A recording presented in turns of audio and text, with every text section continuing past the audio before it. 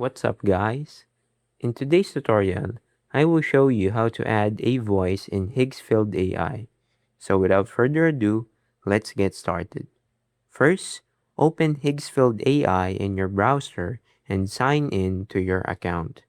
Next, hover over the video menu and select Lip Sync Studio. Once you're in the editor, upload the image you want to animate. For the best results, use a clear front-facing photo with good lighting. After the image has been uploaded, choose how you want to add the voice.